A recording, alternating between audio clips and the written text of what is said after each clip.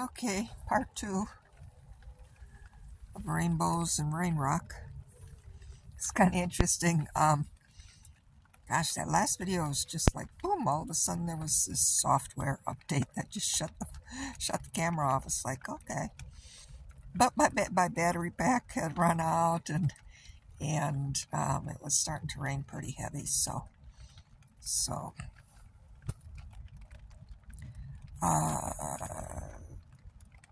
important interruption, I suppose. Well, I don't have much to say. This wasn't quite.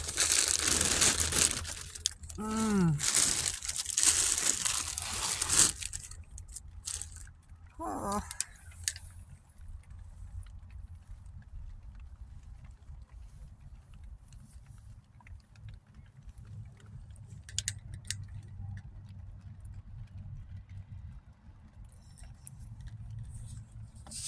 Definitely one of those places where I just don't know. It's just like this void.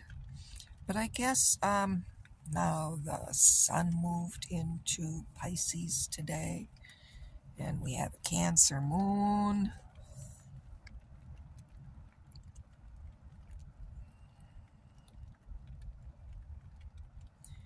And there's some aspects going on today, the 20th, going all the way up to the 24th, which is going to be 2024, Virgo full moon. And I discovered a new astrologer. I posted her. She's really good, young one. I'm kind of guessing she's Russian or Slavic or something, but may have grown up here in North America. I'm not really sure.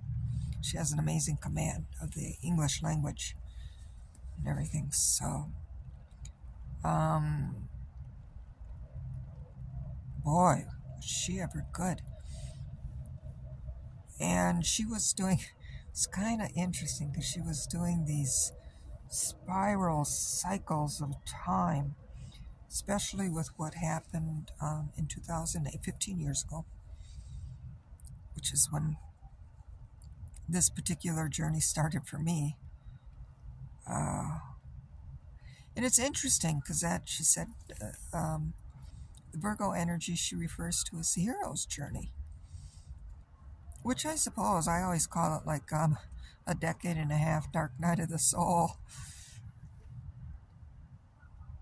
Maybe it is a hero's journey. We'll see. But it does feel like I'm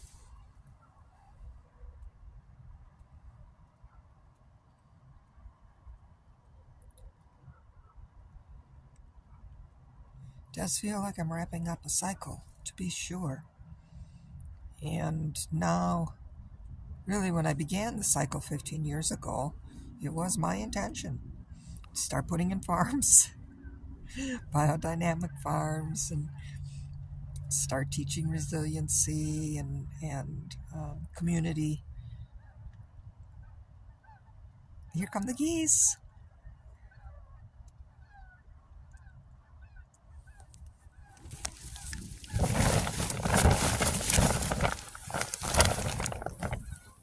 There they go. It's a couple. It's a pair. Ooh, got some water on the couple of drops. Pardon me here. Okay, yeah, that was that pair. They go forth and back, right over my tent. I guess the little ones, I don't know. Maybe they migrated or found someplace else, because there used to be about like 12 or 18 of them. They used to fly, and now it's just this pair going forth and back. So we'll see. That was nice. Oh my God, I can't tell you how what good medicine that is for me. I just blend my consciousness with theirs in my heart. Oh my gosh, feels so good.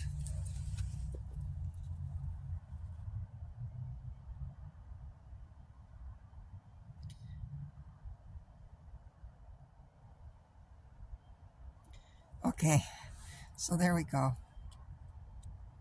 I'll just say this. I've always considered Mother Nature my lover.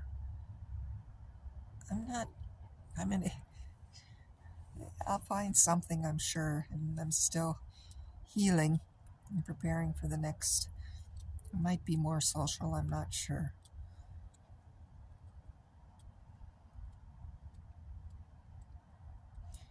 That, maybe it's the Virgo side of me, that hermit. I really just like my intimacy with nature.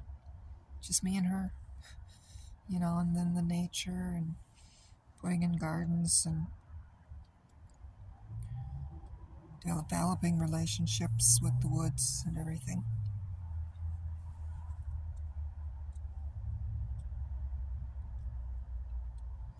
I don't know. If living with people, other people is going to be, and working with people. I mean, I like it sometimes. I don't know how I'm going to do that. I don't have to decide right now.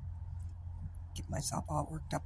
Oh, but what I was talking about was this fascinating astrologer I just discovered today, and what she was teaching about, or her interpretation of all the energies of the full moon, Virgo full moon, coming up on 2/24/2024, February 24th, and then other conjunctions and oppositions, there are aspects happening in that energy, and how it relates back to 15 years ago when this cycle started. And it's so fascinating. I was combing my hair, and I gather up the hair from my comb, and I give it to the trees or put it back into the soil. There's a lot of nitrogen in there. It's really great for the soil. And so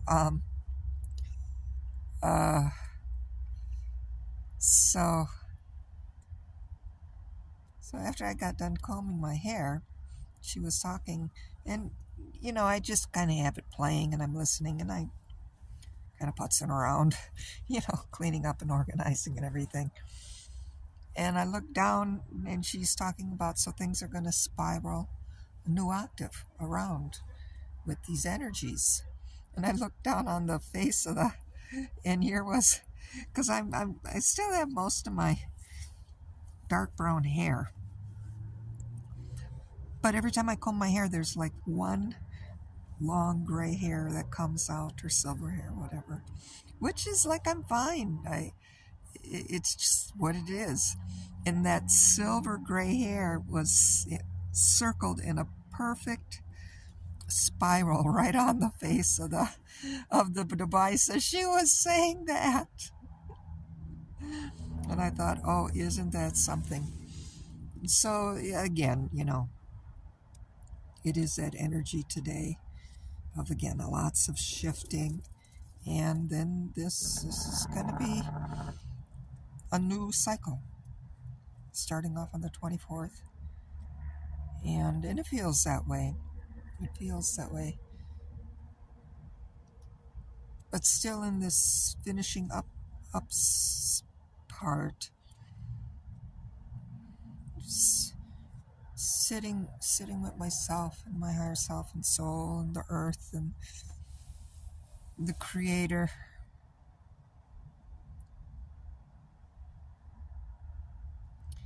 As to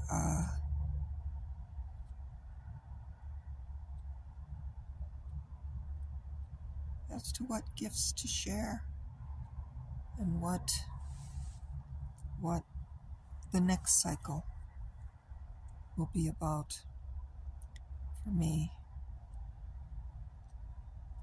So I'm just sitting with it, loving the fact that I can just be up here underneath this oak tree. I'm always concerned with the rain and the cold, but the nice thing about it is there's not too many people out and about on the hill right now. And that rainbow was really a double. It was a good strong one rainbow. It went right over the top of the Rain Rock Casino. It's the Karuk tribal casino. and then a faint rainbow just a little bit further over to the right.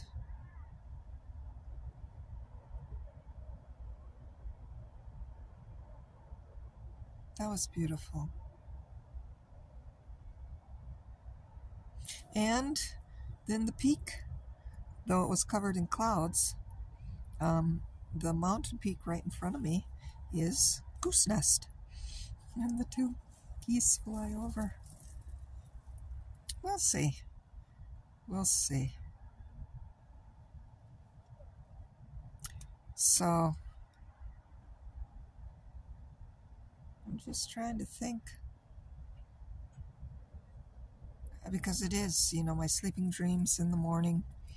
Just going over deeper reflections and, 15 years ago. So I was in my 40s, late 40s, going on 50. And so I'm like, at that point in time, very ready to make a career shift. I was burning out big time on my guidance and healing work. I was grateful to be able to do that for almost 20 years. Just an extraordinary experience, learned so much, and learned a lot. And I was able to live, because I had very, for the most part, wealthy clientele. And I enjoyed a level of affluence where I could afford to either live out near Malibu, out in the mountains, or on the beach down in Redondo, right on the beach, for many years.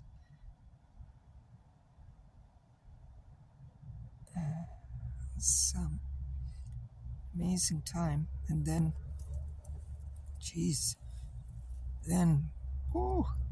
just go like, yeah, I'm ready for a change. Oh, I didn't know it was going to be a 15-year transition, but even though I'll appreciate it more as I start moving forward into the new cycle, even still, though I'm still raw from it and reeling, traumatized, all of that stuff. God,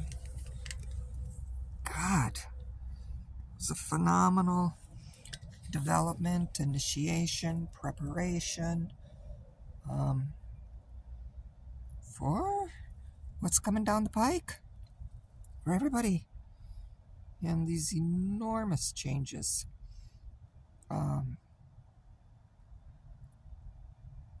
are going on now and will continue.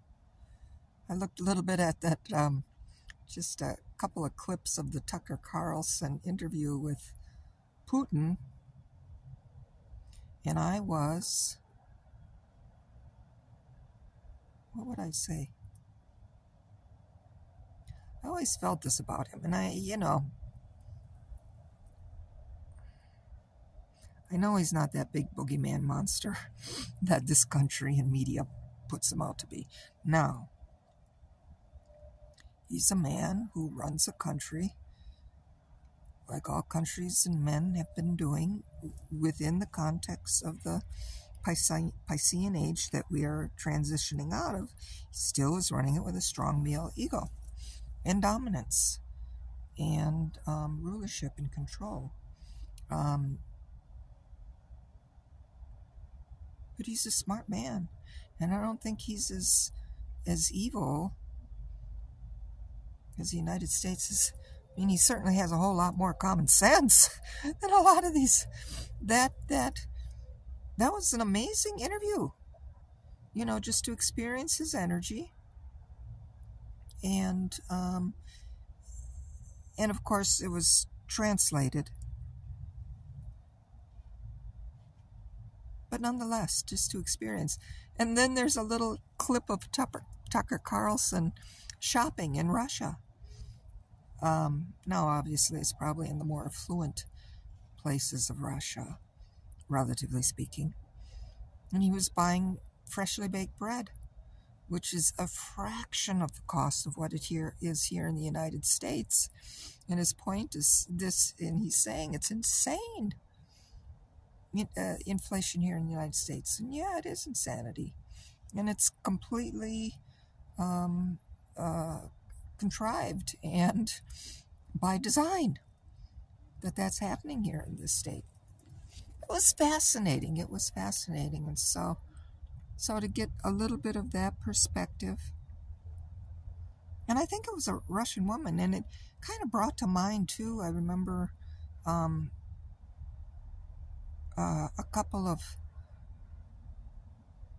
Russians, and they were into farming and regenerative farming and everything, and they're saying they're going back to Russia. This was back around 2015, 2016. They said the United States is falling apart. They said Russia isn't as bad now. So a lot of people were going back, a lot of Russians. So I found it interesting. Now I assume this woman is Russian. She has that energy about her. But all of those energies, and of course my grandfather's Ukraine. And so there is a ancestral pattern that I carry to that region and the culture that I'm in the process of healing and integrating, perhaps, or synergizing with my ancestral connections to Turtle Island or the Great Lakes region, the ancestry of the Anishinaabe, my paternal great-grandparents and grandparents. So we'll see that whole thing of like, where do I want to go? I definitely want to leave Siskiyou County. Oh, but I'm also surrendering. Right now, this little spot under the oak tree, giving me this view and this place of perspective. Again, dealing with old levels of massacre and genocide and persecution, which runs deep on these lands because of the gold rush and the insanity and the bounty hunting, and just the insane brutality, and why the Sasquatch people want nothing to do with people, what we call people, modern day people, because we're just barbarians, really. At least many of them are, and they're just very low. Oh, and it's interesting, the weaving together of Rudolf Steiner's talking about the Ahriman and the Luciferians and the Atlantinians, who also particularly worked with the Mexican, the Toltec, Aztec, Mayan traditions and brought some of those currents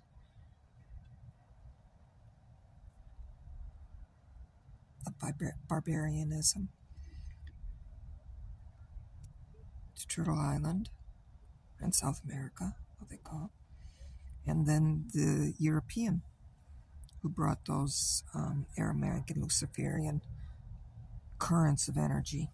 And then reading the prophecy, the Ojibwe 7th, 8th fire prophecy.